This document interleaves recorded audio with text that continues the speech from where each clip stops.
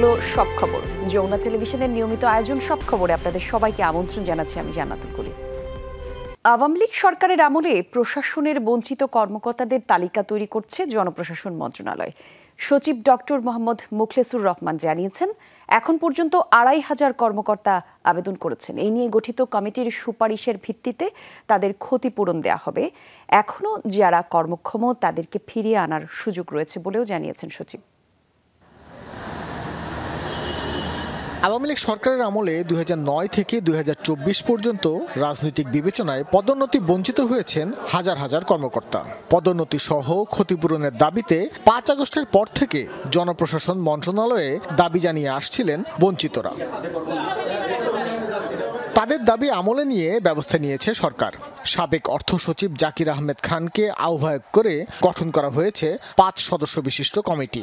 আগামী ৩ মাসের মধ্যে বঞ্চিতদের ক্ষতিপূরণের বিষয়টি কমিটি প্রস্তাব আকারে জমা দিবে জনপ্রশাসন মন্ত্রণালয়ে। আমি নিয়মিত চাকরিতে থাকলে এই পদে যেতে পারতাম, আমার এতদিনে এই পদে আমি ফাইন্যান্সিয়াল বেনিফিট পেতাম। আমি পেনশনে চলে গেছি, পেনশনের সময় পিআরএলে আমার যে অ্যামাউন্টটা এটা বেড়ে যেত। তো এগুলো সবই কেস টু কেস কথা বললাম। এই কমিটিকে সেই পাওয়ার দেওয়া হয়েছে, ওনারা এই কমিটি যেভাবে সুপারিশ করবে ওইভাবেই পাবে। আমি এই ২৫০০ মধ্যে আমিও একজন, তা আমাকে তো যে কোনো কারণে নিয়ে আসছে। সরকার যদি মনে করে কাউকে ফিট থাকে, সব দিক দিয়ে ঠিক আছে, এনএসআই রিপোর্ট ঠিক আছে, তাহলে তাদেরকে আমার মনে হয় সরকার কাজে লাগাবে। জনপ্রশাসন সচিব জানান, ১৫ বছরে যাদের চাকরি গেছে শুধুমাত্র তারাই ক্ষতিপূরণের জন্য বিবেচিত হবেন। বর্তমানে চাকরিরতরা এর আওতায় পড়বেন না। ৩৬ জুলাই এখানে এটা টিওয়ারটা দেওয়া হয়েছে সরকার কর্তৃক, এটা যে টাইম ফ্রেমটা, কারণ আপনার তো আনলিমিটেড টাইমে জনপ্রশাসন সাসে ministry, it is a continuous process, negative positive both. তো এখানে যেটা আসতেছে এই ২০০৯ সাল থেকে ৪ আগস্ট ২০২৪ এই পিরিয়ডের দরখাস্তগুলো এই পিরিয়ডে যারা করছে তারা বেঁচে আছে। ২০০৯ সালে আমি বলা হয়েছে কোনো মাস উল্লেখ করা হয়নি। বৈষম্য নিরসনের দাবিতে গঠিত অন্তর্বর্তী সরকার প্রশাসনের বৈষম্য দূর করতে সর্বোচ্চ চেষ্টা করবে বলে জানিয়েছেন জনপ্রশাসন মন্ত্রণালয়ের এই সিনিয়র সচিব। যুগ্ম সচিব পদমর্যাদার নিচে নয়, কিন্তু আমরা অতিরিক্ত সচিব দিলেও নিব। ভাস্কর ভাদুরী, যমুনা নিউজ, ঢাকা। আওয়ামী লীগের দোসররা ছাড়া সকল দল মতের মানুষ গণঅভ্যুত্থানে অংশ নিয়েছে। ছাত্র জনতার পাশাপাশি দেশের সকল রাজনৈতিক দলকে স্বৈরাচারের বিরুদ্ধে ঐক্যবদ্ধ থাকতে হবে, এমনটাই বলেছেন বৈষম্য বিরোধী ছাত্র আন্দোলনের অন্যতম সমন্বয়ক সার্জিস আলম। বিকেলে রংপুর পাবলিক লাইব্রেরি মাঠে ছাত্র আন্দোলন বিভাগীয় মতবিনিময় সভায় এই কথা বলেন তিনি। সার্জিস বলেন, আমরা স্বাধীনতা এনেছি, স্বাধীনতা রক্ষা করব। রাজনৈতিক আদর্শ এবং ভেদাভেদ ভুলে সবাইকে ঐক্যবদ্ধ থাকতে হবে। এর আগে শিল্পকলা একাডেমি মিলনায়তনে শহীদ পরিবারের সদস্যদের সাথে মতবিনিময় করেন সমন্বয়করা। সকালে রোকেয়া বিশ্ববিদ্যালয় সমন্বয়কদের সাথে ক্লোজ ডোর বৈঠক করেন সার্জিস আলম।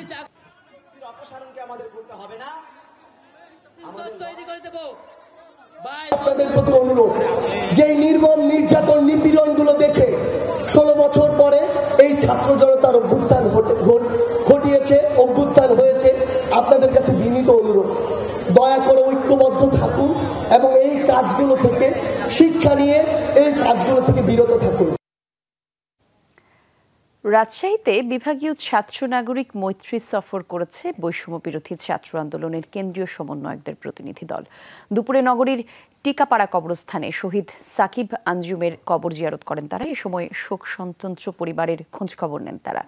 বক্তারা বলেন, সফরের মাধ্যমে আন্দোলন পরবর্তী সময়ে সকল সমন্বয়কদের সাথে দেখা করে রাষ্ট্র সংস্কারের দিক নির্দেশনামূলক বিষয়গুলো জানার চেষ্টা চলছে। এর আগে সকালে ছাত্র আন্দোলনে নিহত শিক্ষার্থী আলী রায়হানের কবর জিয়ারত করে পরিবারের সাথে মতবিনিময় করেন সমন্বয়ক প্রতিনিধিরা।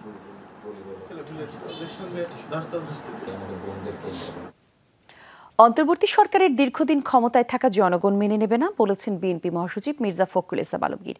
একই সাথে শিক্ষার্থীদের দল গঠনের চেষ্টার সমালোচনাও করেছেন তিনি। বলেছেন, অন্তর্বর্তী সরকারের রাজনৈতিক এজেন্ডা থাকলে আগামী নির্বাচন অবাধ নিরপেক্ষ হবার সুযোগ নেই, তাতে ব্যর্থ হবে ছাত্র নাগরিক অভ্যুত্থান। দ্বিকক্ষ পার্লামেন্ট উচ্চকক্ষের গঠন শিরোনামে ডিআরইউতে এই আলোচনার আয়োজন করে জেএসডি।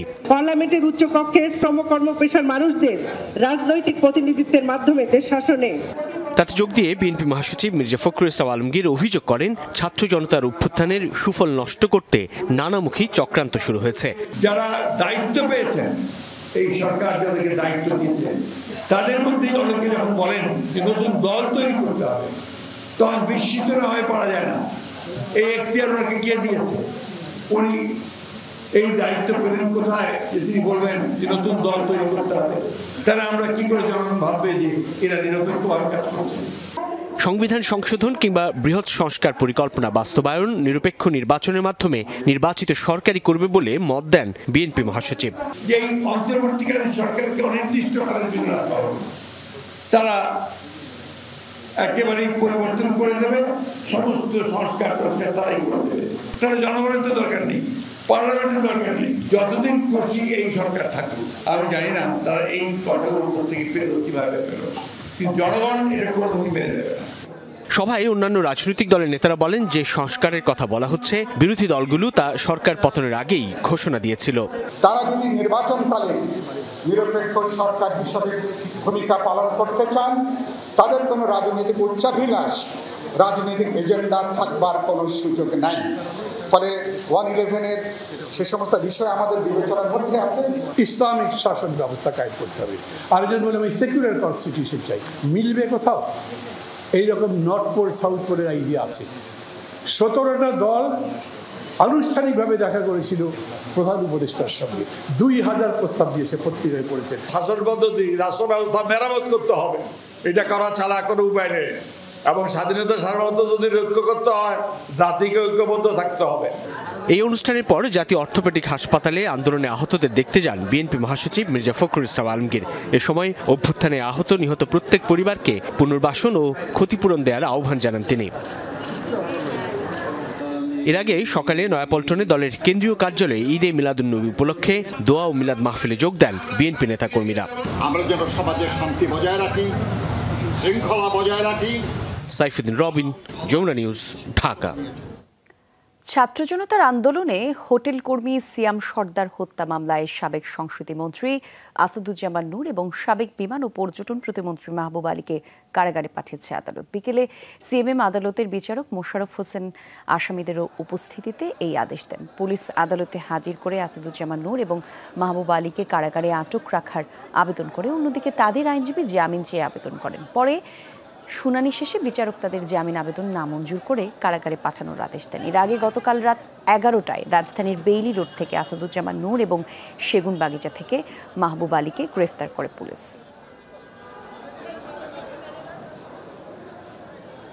এই মাহবুব আলীর ওই হত্যার সঙ্গে সংশ্লিষ্টতা এবং তার যোগসাজশ পায়, যার জন্য তাকে তার বিরুদ্ধেও আজকে এই আদালতে উপস্থাপন করে তাকে জেল খেতে পাঠানোর জন্য নিবেদন করে। এই ঘটনার সাথে তারা জড়িত না, যেহেতু তাদের মামলায় রিমান্ড চাওয়া হয় নাই, শুধু রাজনৈতিক কারণে তাদেরকে মামলা সম্পৃক্ত করা হয়েছে।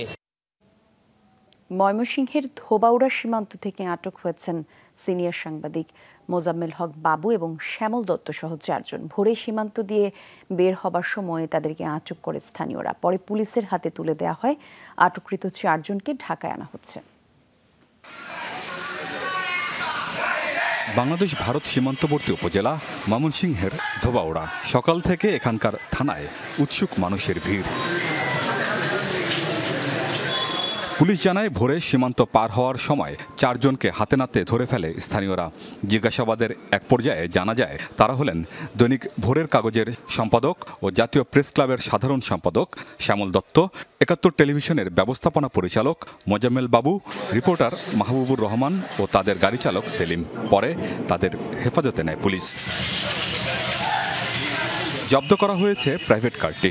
প্রায় 7 ঘন্টা হেফাজতে রাখার পর হস্তান্তরের উদ্যোগ নেয় স্থানীয় থানা পুলিশ। ধোবাউড়া উপজেলার ভারত সীমান্তবর্তী স্থান থেকে স্থানীয় জনতা 4 জন ব্যক্তিকে আটক করে আমাদের স্থানীয় যে অফিসার ইনচার্জ আছে ওনাদেরকে খবর দেন। আমাদের থানা পুলিশ তাদেরকে নিরাপদ হেফাজতে আনেন। এখন ওনারা আমাদের হেফাজতে আছেন। ঢাকা মেট্রোপলিটন পুলিশ থেকে একটা টিম আসছেন, ওনাদেরকে আমরা হস্তান্তর করব। ঊর্ধ্বতন অফিসের সাথে কথা বলে ঢাকা মেট্রোপলিটন পুলিশ প্রয়োজনীয় আইনগত ব্যবস্থা গ্রহণ করবে। গত 6 আগস্ট ব্রাহ্মণবাড়িয়ার আখাউড়া সীমান্ত পার হয়ে ভারতে যাওয়ার সময় শ্যামল দত্তকে আটকে দেয় ইমিগ্রেশন পুলিশ। রাজধানীর ভাসানটেক থানায় ফজলু হত্যা মামলার আসামি শ্যামল দত্ত আর যাত্রাবাড়ি থানায় শিক্ষার্থী নাইম হত্যা মামলার আসামির তালিকায় আছে মোজাম্মেল বাবুর নাম। আমিন বাবু, যমুনা নিউজ। দেশের চিকিৎসকদের কমপক্ষে 51% জামায়াতের পক্ষে আনার আহ্বান জানালেন সহকারী সেক্রেটারি জেনারেল। আর নায়েবে আমির বললেন, 5 আগস্ট একটি পরিবর্তন এসেছে, এখন দরকার চূড়ান্ত পরিবর্তনের প্রস্তুতি।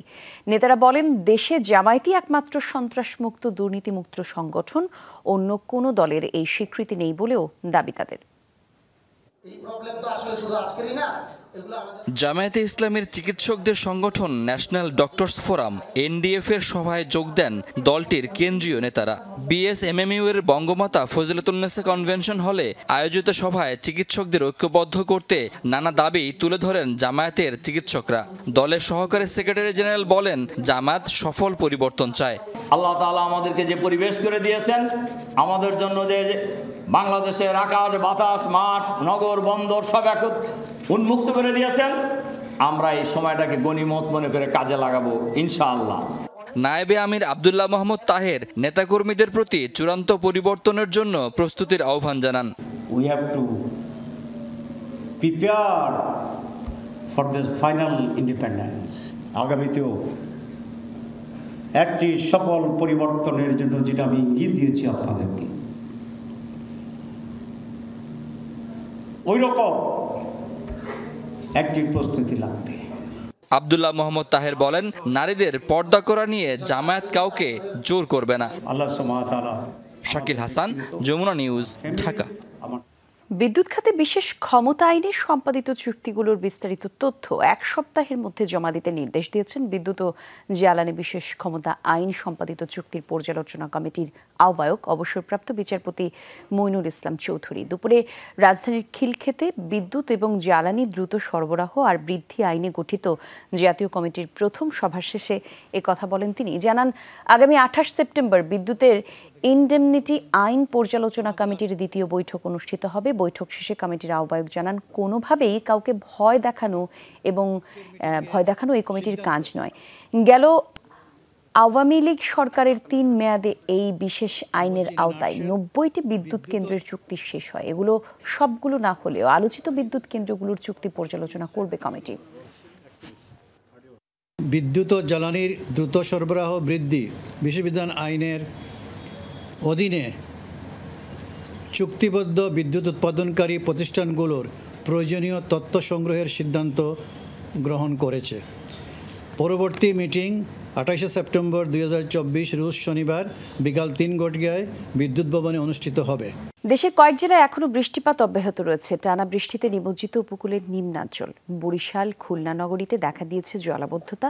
চরম দুর্ভোগে পড়েছেন শ্রমজীবী আর খেটে খাওয়া মানুষ। তবে পরিস্থিতির উন্নতি হয়েছে নোয়াখালী আর লক্ষ্মীপুরে। গত 4 দিন ধরেই চলছে অঝোর ধারায় বৃষ্টি, কখনো ভারী কখনো বা মাঝারি। ফলাফল, খুলনা শহর জুড়েই জলাবদ্ধতা। হাঁটু পানিতে তলিয়ে আছে রয়েলের মোড়, সোনাডাঙ্গা আবাসিক এলাকা, দোলখোলা, মৌলভীপাড়া সহ শহরের অলিগলি। এতে সবচেয়ে বিপাকে শ্রমজীবীরা।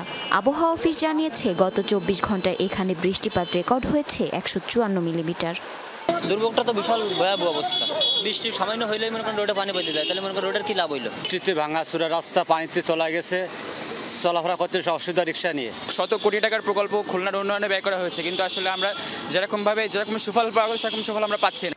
দফায় দফায় বৃষ্টিতে তলিয়েছে বাগেরহাট সদর সহ উপকূলের নিম্নাঞ্চল। তবে ধীরে ধীরে উন্নতি হচ্ছে পরিস্থিতির।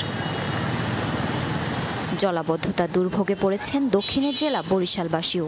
নগরীর বটতলা, নবগ্রাম রোড, মুন্সি গ্যারেজ, ভাটিখানা সহ বেশিরভাগ এলাকায় হাঁটু পানি। ভোগান্তিতে পড়েছেন খেটে খাওয়া মানুষ। দফায় দফায় বৃষ্টিতে বেড়েছে কীর্তনখোলা নদীর পানি। না পারি বাসা থেকে বের হইতে, বাচ্চাদের নিয়ে স্কুলে আসা খুবই কঠিন ব্যাপার। অল্প বৃষ্টিতেই দেখা যায় এই রোডটায় বিশেষ করে বরিশালের মধ্যে সব থেকে বেশি পানি ওঠে এবং উঠলে 3 থেকে 4 দিনের মতো প্রায় থেকে যায়। খাল ভরাট করে এখানে দোকানপাট উঠানো হয়েছে, সে কারণে খাল বন্ধ হয়ে গেছে। এখন যে ড্রেন করেছে, ড্রেন দিয়ে পানি নামতে পারতেছে না। টানা বৃষ্টিতে বিপর্যস্ত যশোরের জনজীবন। পানি ঢুকে পড়েছে বাসাবাড়ি, ব্যবসায়ী প্রতিষ্ঠানে। জরুরি প্রয়োজন ছাড়া ঘর থেকে বের হচ্ছে না কেউ। এতে আয় কমেছে খেটে খাওয়া মানুষের। খুবই পানি, এই মাথা ফুল তো পানি, হাড়ের ভিতরে বসে থাকি, খাওয়া টাওয়া নেই, খুব অসুবিধে, খাওয়া দাওয়া রান্না বান্না সব অসুবিধে। ভারী বৃষ্টিতে এখনো জলাবদ্ধ কক্সবাজারের কিছু কিছু এলাকা। সড়ক ডুবে থাকায় চলাচল করতে হচ্ছে নৌকায়। যেসব এলাকা থেকে পানি নেমেছে সেখানে স্পষ্ট হচ্ছে ক্ষতচিহ্ন।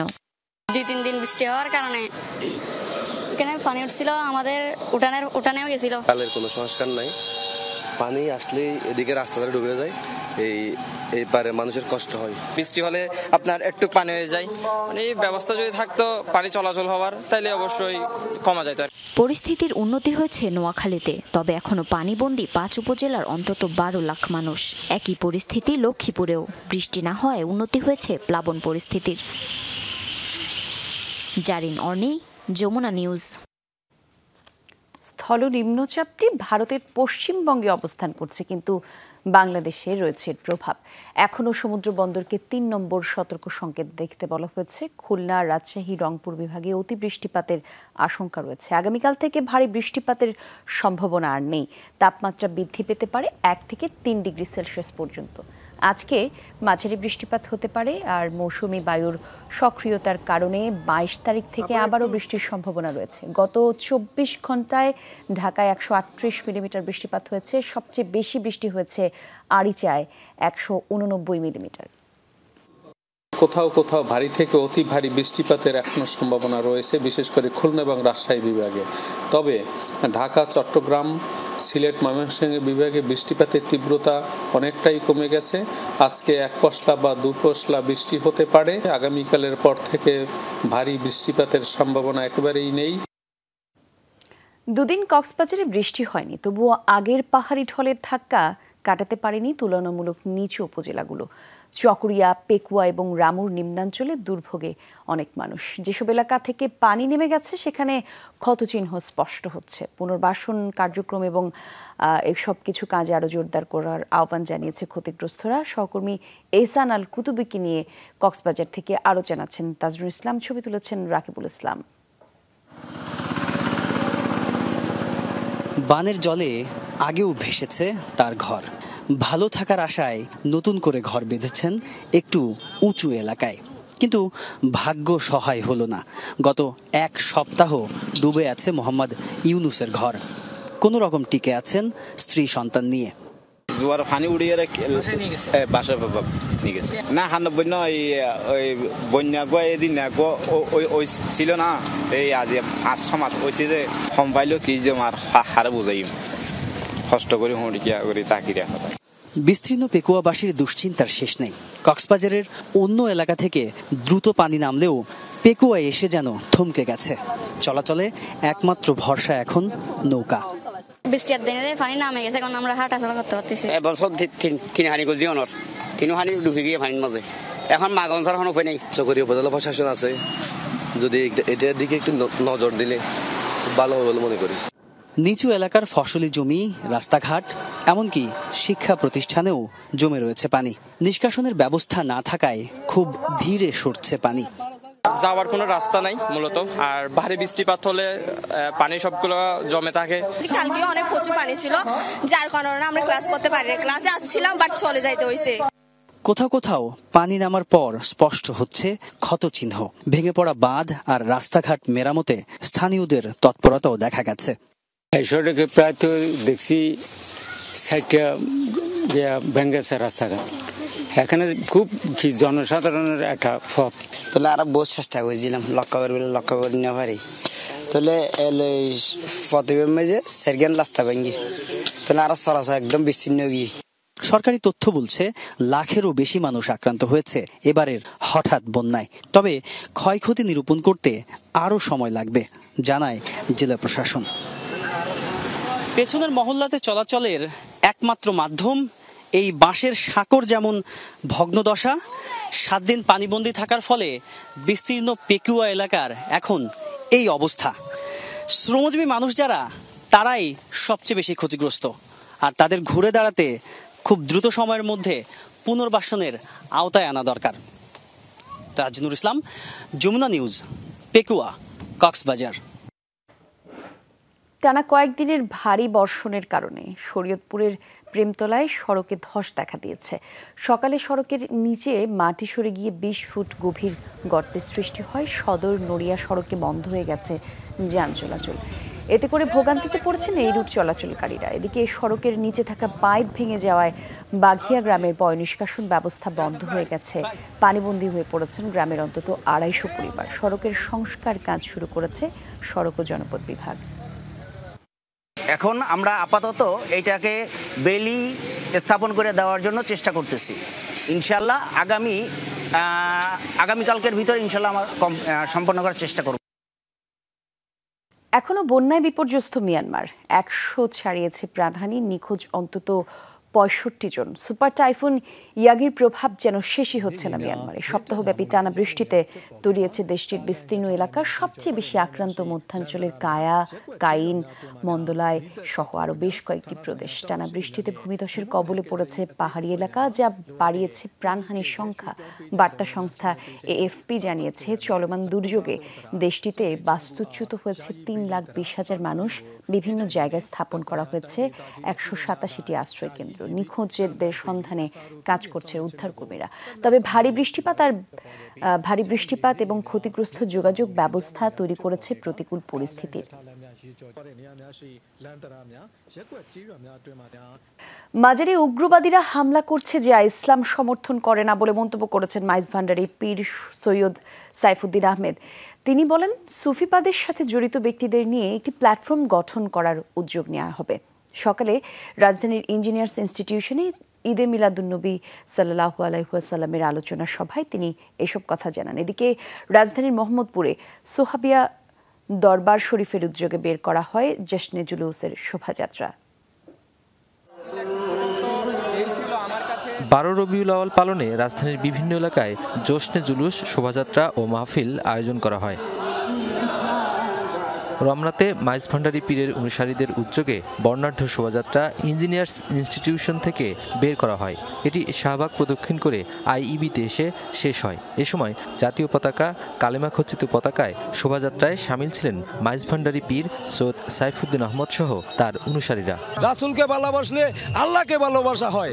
এখানে একমাত্র এই রাস্তা, এইখানে ছাড়া কোনো রাস্তা নাই। এটাই আল্লাহ আল্লাহ রাসূলের রাস্তা।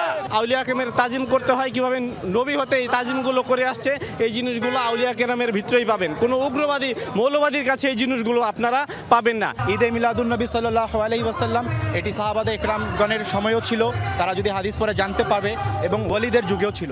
জশ্নে জুলুসের আগে আলোচনা সভা অনুষ্ঠিত হয়। সেখানে সৈয়দ সাইফুদ্দিন আহমদ নানা বিষয়ে কথা বলেন। বর্তমান যে সরকার, অন্তর্বর্তীকালীন সরকার, ওনারা ক্ষমতা নিয়েছেন, আমরা তাদের প্রতি আহ্বান রাখবো, আপনারা সর্বপ্রথম দেশের আইন শৃঙ্খলা নিয়ন্ত্রণ করেন। বিশেষ করে যে সমস্ত মাজার শরীফগুলা, ধর্মীয় স্থাপনাগুলা ভাঙচুর করা হয়েছে, সেই স্থাপনাগুলাকে পুনর্নির্মাণ করে দিতে হবে। এছাড়া মোহাম্মদপুর, কমলাপুর, ধূপখোলা সহ বিভিন্ন স্থানে জশ্নে জুলুস, দোয়া মাহফিল অনুষ্ঠিত হয় ঈদে মিলাদুন্নবী ঘিরে। আল্লাহ ও রসুলের নির্দেশিত পথে চলার দোয়া করেন তারা। নুরনবী সরকার, যমুনা নিউজ, ঢাকা। ঈদে মিলাদুন্নবীর জশ্নে জুলুস ঘিরে কিশোরগঞ্জ এবং ব্রাহ্মণবাড়িয়ায় সংঘর্ষ হয়েছে। কিশোরগঞ্জে প্রাণ গেছে একজনের। পুলিশ জানায়, কিশোরগঞ্জের কুলিয়াচরের ৬০০টি এলাকায় ঈদে মিলাদুন্নবী উপলক্ষে জশ্নে জুলুস বের করা হয়। একই সময় আরেক পক্ষ সিরাতুন্নবীর মিছিল বের করে। এক পর্যায়ে দুপক্ষ মুখোমুখি হলে দেখা দেয় উত্তেজনা। এ সময় একটি মাজারে হামলার ঘটনা ঘটে। এ নিয়ে বাধে সংঘর্ষ। খবর পেয়ে পরিস্থিতি নিয়ন্ত্রণে আনে পুলিশ এবং সেনাবাহিনী। সংঘর্ষে মিলন মিয়া নামের একজন ব্যক্তি মারা যান, আহত হয়েছেন অন্তত ৩০ জন। সংঘর্ষের পর এলাকার পরিস্থিতি থমথমে।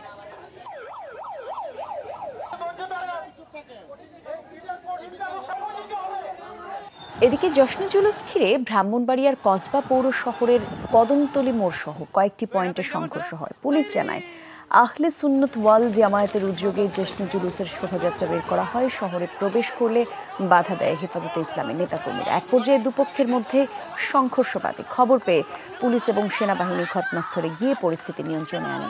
সংঘর্ষে আহত 20 জনকে বিভিন্ন হাসপাতালে নেওয়া হয়। এই ঘটনায় দুপক্ষের সমর্থকদের মধ্যে উত্তেজনা চলছে। বিভিন্ন পয়েন্টে সতর্ক অবস্থানে আছে আইনশৃঙ্খলা বাহিনী। আবারও বন্ধ করা হলো কাপ্তাই জলবিদ্যুৎ কেন্দ্রের 16টি জলকপাট। কাপ্তাই হ্রদের পানি কিছুটা কমে যাওয়ায় সকাল 8টার দিকে জলকপাটগুলো বন্ধ করা হয়। এর আগে হ্রদের পানি বিপদসীমায় পৌঁছে যাওয়ায় গেল শনিবার সন্ধ্যায় কর্ণফুলী পানি বিদ্যুৎ উৎপাদন কেন্দ্রের 16টি জলকপাট 16 ইঞ্চি করে খুলে দেওয়া হয়। 9000 কিউসেক পানি কর্ণফুলী নদীতে নির্গমন হয় এবং কর্ণফুলীর পানি বিদ্যুৎ উৎপাদন কেন্দ্রের ব্যবস্থাপক এটিএম আব্দুজ্জাহানের জানান, বৃষ্টিপাত কমে যাওয়ায় হ্রদের পানির উচ্চতাও কমে গেছে, আর তাই বাঁধের জলকপাট আবার বন্ধ করে দেওয়া হয়েছে। ছাত্র জনতার আন্দোলনে আহত এবং শহীদ পরিবারের দেখভাল করাই এখন অন্তর্বর্তী সরকারের সবচেয়ে বড় কাজ বলে জানিয়েছেন জ্বালানি ও বিদ্যুৎ উপদেষ্টা মোহাম্মদ ফৌজুল কবির খান। বিকেলে রাজধানীর পঙ্গু হাসপাতালে আন্দোলনে আহতদের দেখতে গিয়ে এসব কথা বলেন তিনি। জানান, আহতদের সুচিকিৎসা নিশ্চিতে কাজ করে অন্তর্বর্তী সরকার। আন্দোলনে আহতদের সর্বোচ্চ চিকিৎসা সেবা নিশ্চিত করতে হবে বলেও জানান তিনি। উপদেষ্টা বলেন, আন্দোলনে গিয়ে যে সকল পরিবারের একমাত্র উপার্জনক্ষম ব্যক্তি আহত বা নিহত হয়েছেন সেসব পরিবারের বিষয়ে পরিকল্পনা নেওয়া হচ্ছে। আহতরা সুস্থ হয়ে ফিরলে তাদের পুনর্বাসন করা হবে বলেও জানান তিনি। বলেন, স্বাধীন দেশে সাধারণ মানুষের ওপর এমন মরণাস্ত্র ব্যবহার বন্ধে অন্তর্বর্তীকালীন সরকার কার্যকর ব্যবস্থা গ্রহণ করবে। এই সরকারের ভিত্তিটা হচ্ছে যারা শহীদ হয়েছেন এবং যারা এখানে এরকম বিভিন্ন হাসপাতালে চিকিৎসাধীন আছেন, এনাদেরকে দেখভাল করা, শহীদ পরিবারদেরকে দেখভাল করা, এটাই হচ্ছে বর্তমান সরকারের সবচেয়ে বড় অগ্রাধিকার। একদম 1 নম্বর কাজটাই হচ্ছে এটা। কানেগুলোবিদ্ধ হওয়ার 2 মাসের মাথায় আবারও হয়েছে ডোনাল্ড ট্রাম্পকে হত্যার চেষ্টা। ফ্লোরিডায় নিজের গলফ ক্লাবেই হামলার মুখে পড়তে যাচ্ছিলেন সাবেক মার্কিন প্রেসিডেন্ট। তার দিকে বন্দুক তাক করেছিল হামলা চেষ্টাকারী, তবে সিক্রেট সার্ভিসের তৎপরতায় নস্যাৎ হয়ে যায় সেই চেষ্টা। অস্ত্র ফেলে পালিয়ে গেলেও কিছুক্ষণের মধ্যেই আটক হন রায়ান ওয়েজলি রুথ নামের ওই ব্যক্তি। ফ্লোরিডার ওয়েস্ট পাম বিচে ট্রাম্পের এই গলফ ক্লাব আগে থেকেই বেশ আলোচিত। চারদিকে ঝোপঝাড়ে ঘেরা কম্পাউন্ডে রোববার দুপুরেও গলফ খেলছিলেন সাবেক মার্কিন প্রেসিডেন্ট। 1:30 নাগাদ হঠাৎ সিক্রেট সার্ভিস এজেন্টদের নজরে এলো সন্দেহজনক কিছু। ট্রাম্পের অবস্থান থেকে 4 থেকে 500 গজ দূরে ঝোপঝাড়ের মধ্য দিয়ে উকি দেয় একটি বন্দুকের নল। সাথে সাথেই সেদিকে 4 রাউন্ড গুলি ছোড়েন সিক্রেট সার্ভিসের গানম্যানরা। দৌড়ে পালিয়ে যায় অস্ত্রধারী। কালো নিশান কারে চেপে দ্রুত গতিতে ছুটে যায় সে। গাড়ির ছবি ও লাইসেন্স প্লেটের ছবি তুলতে সক্ষম হন এজেন্টরা। ঘটনাস্থলে পাওয়া যায় AK-47 স্টাইল ফায়ারআর্ম, গোপ্রো ক্যামেরা ও ব্যাকপ্যাক। গলফ কোর্সের 38 মাইল দূর থেকে আটক করা হয় হামলা চেষ্টাকারীকে। এ ঘটনায় তদন্ত শুরু করেছে FBI সহ অন্যান্য গোয়েন্দা সংস্থাগুলো। ফ্লোরিডায় ডোনাল্ড ট্রাম্পের ওপর হামলার চেষ্টার ঘটনায় প্রধান তদন্তকারী হিসেবে কাজ শুরু করেছে FBI। বেশ কয়েকটি তদন্তকারী দল, ক্রাইসিস রেসপন্স টিম, বোমা বিশেষজ্ঞ ও তথ্য প্রমাণ বিশ্লেষক মোতায়েন করা হয়েছে। বাসিন্দাদের আপাতত গলফ কোর্সের আশেপাশের এলাকা এড়িয়ে চলতে নির্দেশনা দেওয়া হয়েছে। আসন্ন নির্বাচনের রিপাবলিকান প্রার্থী ট্রাম্পকে হত্যা চেষ্টার জেরে যুক্তরাষ্ট্রের বিভিন্ন প্রদেশে জোরদার করা হয়েছে নিরাপত্তা। ফ্লোরিডায় তার মারে-লাগো রিসোর্টের চারদিকেও বাড়ানো হয়েছে নিরাপত্তা। ডরথি দাস্ট্রিন, যমুনা নিউজ। ডোনাল্ড ট্রাম্পকে আবারও হত্যার চেষ্টায় উদ্বেগ এবং নিন্দা জানিয়েছেন যুক্তরাষ্ট্রের রিপাবলিকান ডেমোক্রেট নেতারা। সোশ্যাল হ্যান্ডেলে এক্সরেতে নিজের প্রতিক্রিয়া পোস্ট করেছেন ভাইস প্রেসিডেন্ট কামালা হ্যারিস। ফ্লোরিডায় গলফ ক্লাবে ট্রাম্পকে হত্যা চেষ্টার নিন্দা জানিয়ে বলেছেন, যুক্তরাষ্ট্রে সহিংসতার কোনো স্থান নেই। ট্রাম্পের সুস্থতায় স্বস্তি জানিয়েছেন তিনি। এ ঘটনায় উদ্বেগ জানিয়েছেন কামালা হ্যারিসের রানিং মেট টিম ওয়েলসও। হামলার পর প্রথমেই ট্রাম্পের সাথে ফোনে কথা বলেছেন তার রানিং মেট জেডি ভ্যান্স। এক্সপোস্টে জানিয়েছেন তীব্র নিন্দা। হত্যা চেষ্টার বিষয়ে অবগত করা হয়েছে প্রেসিডেন্ট জো বাইডেনকেও। সিক্রেট সার্ভিস বাহিনীর সদস্যদের তাৎক্ষণিক তৎপরতার প্রশংসা করেছেন তিনি। পশ্চিমা দেশ আফ্রিকার দেশ নাইজেরিয়ার একটি কারাগার থেকে পালিয়েছে প্রায় ৩০০ বন্দী। বন্যার পানিতে উত্তর পূর্বাঞ্চলীয় এলাকায় ওই কারাগারটির একাংশে ধসে পড়ে আর পালিয়ে যায় কমপক্ষে ২৮১ কয়েদি। রোববার এক বিবৃতিতে এই তথ্য জানায় নাইজেরিয়ার কারা কর্তৃপক্ষ। দাবি, এরই মধ্যে আটক করা হয়েছে পালিয়ে যাওয়া ৭ বন্দীকে।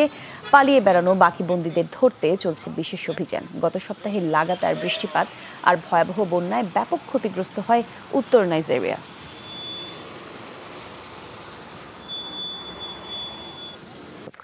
মালিক শ্রমিকদের মধ্যে যে দূরত্ব রয়েছে তা কমিয়ে আনতে হবে। আইনশৃঙ্খলা বাহিনী প্রতিটি ফ্যাক্টরি পাহারা দিয়ে রাখবে তা হতে পারে না, এমনটা বলেছেন শ্রম কর্মসংস্থান সচিব AHM শফিকুজ্জামান। দুপুরে নারায়ণগঞ্জে শ্রম শৃঙ্খলা বজায় রাখার স্বার্থে সংশ্লিষ্ট স্টক হোল্ডারদের সাথে তিনি মতবিনিময়কালে এসব কথা বলেন। সচিব বলেন, রাস্তা অবরোধ, গার্মেন্টস ভাঙচুর করে শ্রমিকদের মজুরি দ্বিগুণ করাতে দাবি তুলতে হবে না। এটি বাস্তবায়নে সরকারি মজুরি বোর্ড আছে। প্রতি বছর ৫% করে মজুরি বৃদ্ধি হয়। সবাইকে নির্দিষ্ট প্রসেস মানার আহ্বান জানিয়েছেন তিনি। আমি শ্রমিক লিডারদের আহ্বান জানাবো, যেগুলো ক্রিমিনাল অফেন্স, সেই ক্রিমিনাল অফেন্স কিন্তু আমাদের সেই অফেন্সের যে গুরুত্ব অনুযায়ী সেটা কিন্তু আপনার আইনের আনতে হবে। এখন ধরেন যিনি আগুন দিয়েছে সেটা যখন ধরা পড়বে, আপনারা তখন যদি আবার ব্যারিকেড দেন যে তাকে ছেড়ে দিতে হবে, তাহলে তো আপনার এটি হবে না। পারিবারিক কলহের জেরে স্বামীর গোপনাঙ্গ কেটে বিচ্ছিন্ন করেছে স্ত্রী। চট্টগ্রামের চরচনাক্তা নয়া মসজিদ বাদশা মিয়া কলোনিতে এই ঘটনা ঘটেছে। স্বজন এবং প্রতিবেশীরা উদ্ধার করে ভুক্তভোগী রফিককে চট্টগ্রাম মেডিকেল কলেজ হাসপাতালে ভর্তি করেছে। তার অভিযোগ, দ্বিতীয় বিয়ে করেছেন এমন সন্দেহে স্ত্রী ফেরদৌসী আক্তার রোববার রাতে দুধের সাথে ঘুমের ওষুধ খাইয়ে ঘটনা ঘটিয়েছে। এরই মধ্যে হাসপাতালে তার অস্ত্রোপচার হয়েছে। ভুক্তভোগী রফিক পেশায় গাড়ি চালক, তার বাড়ি কুমিল্লায়। স্ত্রী ফেরদৌসী এবং 4 সন্তান নিয়ে তারা থাকেন চরচাক্তায়ার ভাড়া বাসায়। বর্তমানে এই টেস্ট দলটাই বাংলাদেশের সেরা স্কোয়াড। দলে রয়েছে সবচেয়ে গতিময় পেসার, আছে অভিজ্ঞ উইকেট কিপার, ব্যাটারও। নিজের ইউটিউব চ্যানেলে এমন মন্তব্য করেছেন জনপ্রিয় ধারাভাষ্যকার হর্ষা ভোগলে। ভারতের বিপক্ষে টেস্টে জমাট এক লড়াই দেখার অপেক্ষার কথাও জানিয়েছেন হর্ষা। বলেন, সাকিব আল হাসান এবং মুশফিকুর রহিমের অবসরের পর তাদের আদর্শ বিকল্প হবেন লিটন দাস আর মেহেদী মিরাজ। পাকিস্তানের বিপক্ষে ঐতিহাসিক টেস্ট জয়ে বিভিন্ন দেশের নজর কেড়েছে বাংলাদেশ। এতদিন ধরে টেস্ট চ্যাম্পিয়নশিপের ব্যর্থ দলটি এবার স্বপ্ন দেখাচ্ছে ফাইনালে খেলার। তাই তো লাল সবুজের এই দেশটিকে ঘিরে আলোচনা সমালোচনা চলছে চায়ের আড্ডায়। কদিন বাদেই টেস্ট খেলতে ভারতের বিপক্ষে মাঠে নামবে বাংলাদেশ। প্রতিবেশী এই দেশটির সাবেক ক্রিকেটাররাও জানাচ্ছেন তাদের মতামতের কথা। এই টেস্টকে ঘিরে বাংলাদেশের খুব একটা ভালো সম্ভাবনা দেখছেন না ভারতের সাবেক ক্রিকেটার অজয় জাদেজা কিংবা বর্তমান খেলোয়াড় মোহাম্মদ শামি। কিন্তু এ কথার সাথে একমত প্রকাশ করতে পারলেন না জনপ্রিয় ধারাভাষ্যকার হর্ষা ভোগলে। তার দাবি, এটিই নাকি বাংলাদেশের সেরা টেস্ট স্কোয়াড। এবার আমি বাংলাদেশকে নিয়ে বেশ আশাবাদী, কারণ আমার দেখা এটাই তাদের সেরা স্কোয়াড। তাদের এখন সবচাইতে গতিময় পেসার আছে। সত্যিকারের পেসের কথা যদি বলি, যেটাতে কিছু না কিছু হয়, সেটাই আছে নাহিদ রানার মধ্যে। পাকিস্তানের ভালো ভালো ব্যাটারদের ভুগিয়েছে সে। এছাড়া হাসান মাহমুদ ও তাসকিন আহমেদ তো আছেই। নিজের ইউটিউব চ্যানেলে জানালেন এই দলটিকে ওপরে রাখার কারণ। হর্ষার মতে, সাকিব ও মুশফিক খেলা ছেড়ে দিলে তাদের বিকল্প হতে পারেন লিটন ও মিরাজ। আমার মনে হচ্ছে লিটন ও মিরাজ আরো বড় ভূমিকা নেওয়ার জন্য প্রস্তুত। আমি জানি না সাকিব মুশফিক আর কতদিন খেলবে, তবে এই দুজনের আদর্শ ভূমিকা হতে পারে লিটন ও মিরাজ। বাংলাদেশের ব্যাটিং লাইন আপে নিজেদের সামর্থ্যের থেকে এক ধাপ নিচে ব্যাট করছে সবাই। এটা ব্যাটিং গভীরতার খুব ভালো দিক, কিন্তু উপরের দিক থেকে শান্ত মমিনুলদেরও রান পেতে হবে। সবশেষ ফেভারিট হিসেবে ভারতকেই এগিয়ে রেখেছেন হর্ষা, কিন্তু জমাট এক লড়াই প্রত্যাশা করছেন বাংলাদেশের কাছ থেকেও। চেন্নাইতে আগামী 19 সেপ্টেম্বর ম্যান ইন ব্লুদের বিপক্ষে প্রথম টেস্ট খেলতে নামবে নাজমুল শান্তর দল। সাঞ্জনা আইভি, যমুনা স্পোর্টস।